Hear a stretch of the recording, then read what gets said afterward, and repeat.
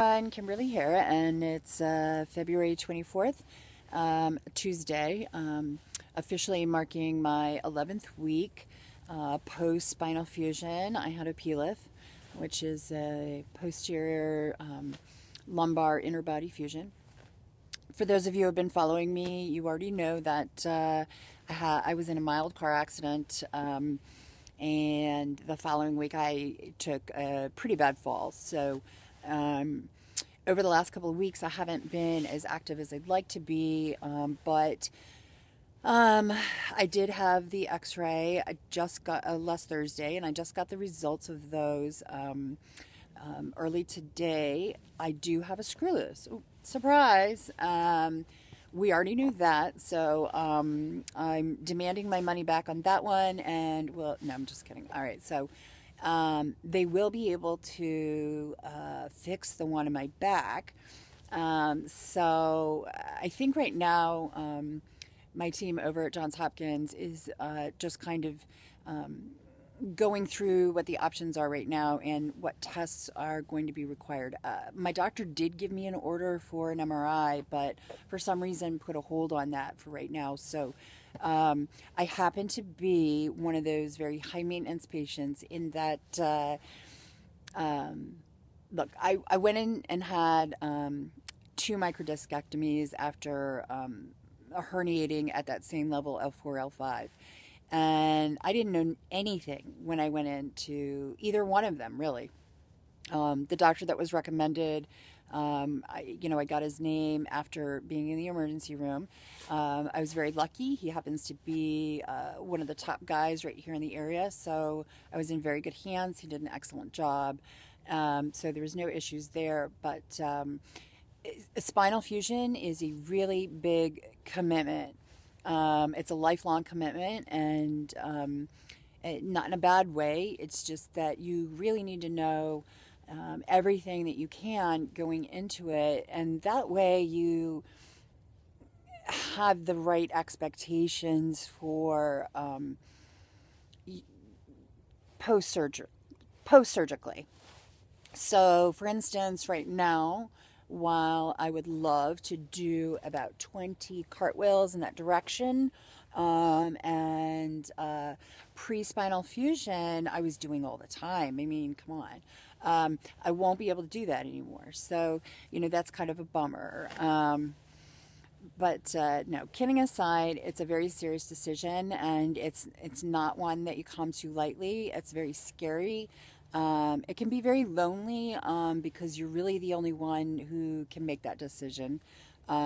So my high maintenance, I'm using in terms of I had to be my own advocate. I had to become as educated as possible and know what I was getting into. I wanted to have the best doctor I possibly could have, and you also want to find one. Look, to me, bedside manner is more on the bottom of the list. I mean, it's very nice to have. I happen to have a doctor who not only is extremely highly skilled at what he does, but has a wonderful bedside manner. So, that's just a really great combination if you're lucky enough to get that. But if not, you want to find somebody who is going to get the job done and done well. Bedside manner to me is kind of secondary to me getting my quality of life back and moving on to happier times. So let's see, back to the x-ray and screw. I'm not really sure what they're going to do about that, and being the high maintenance patient that I am, I would really like to be able to make my appointment for the MRI. I know they want to also find out if there's been some sort of a herniation at the level above or below my fusion at L4, L5. And, prior to this, after my second herniation and my revision microdiscectomy, it was a full year before I realized that I was only being managed by pain management, and the longer I went, the more pain medications were required. And it wasn't until I started dosing down that I realized that the pain had been worse than it was prior to the first discectomy. So, having said that,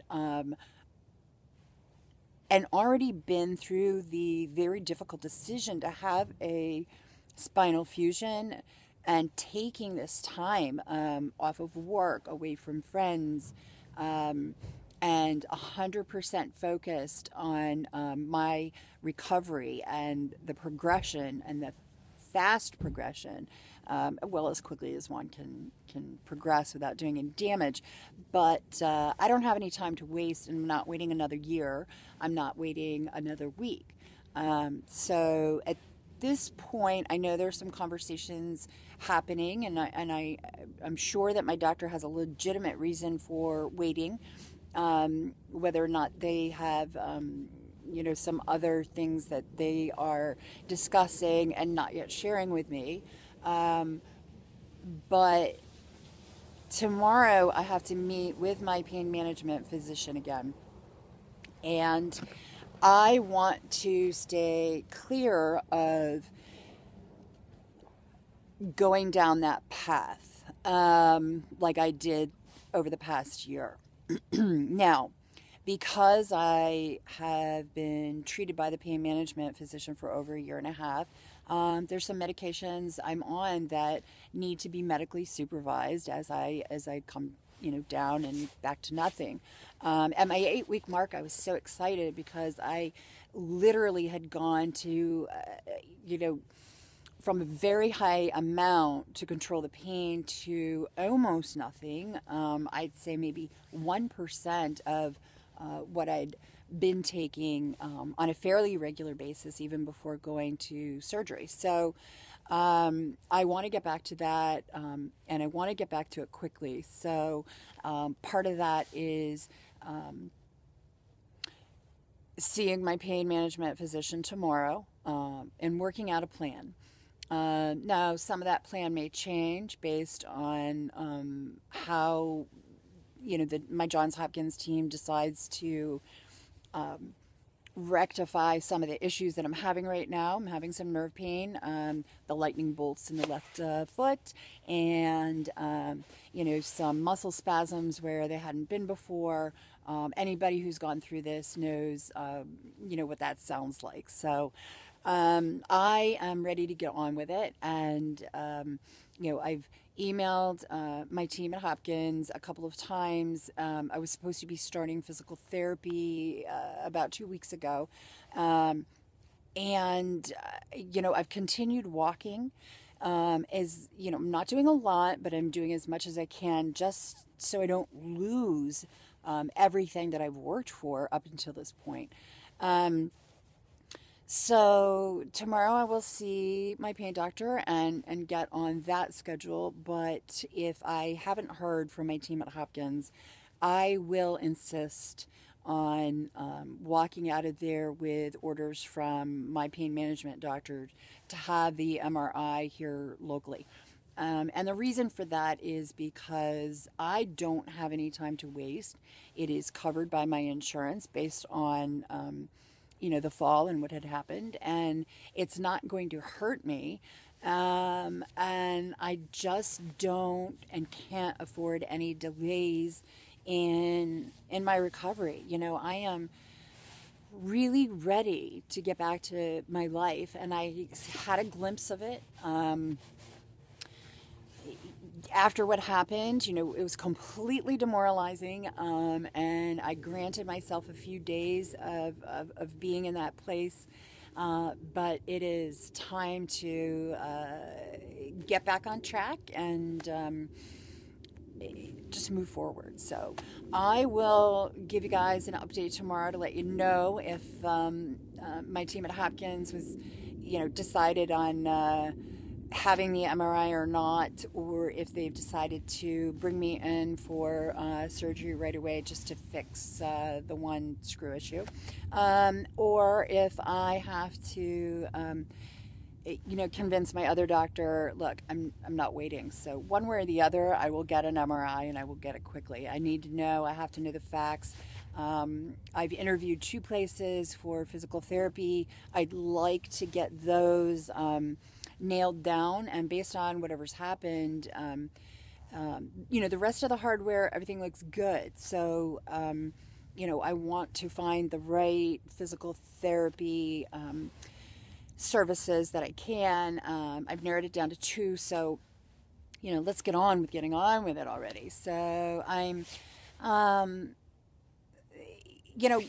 a setback, right? But it's going to be okay, and I'm kind of excited. So, I wanted to say that I have been testing out 3 different pedometers on my phone.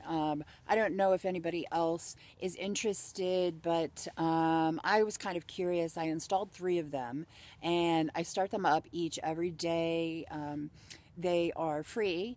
Unless you want to upgrade, and I guess if you have all 3 of them, you sort of get each little piece that you want, maybe not all together, but you are getting that information.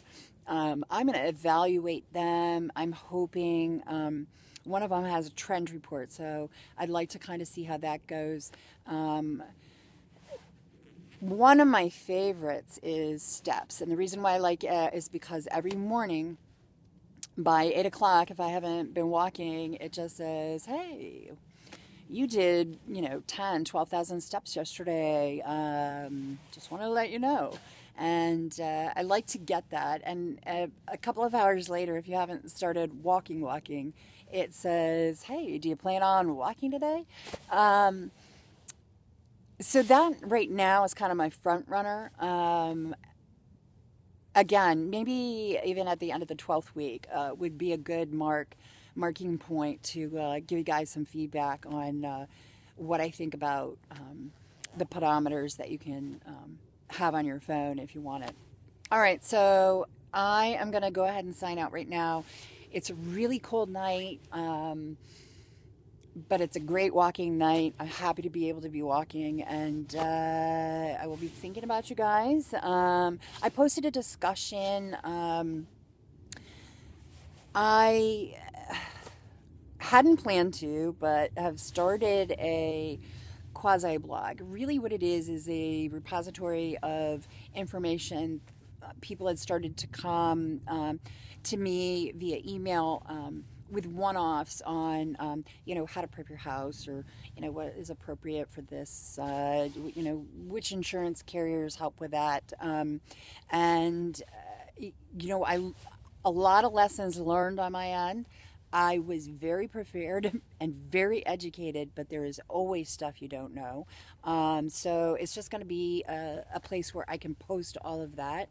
And if you review it and you have additional questions, I'm always happy to answer them. So, just let me know your thoughts on that as well.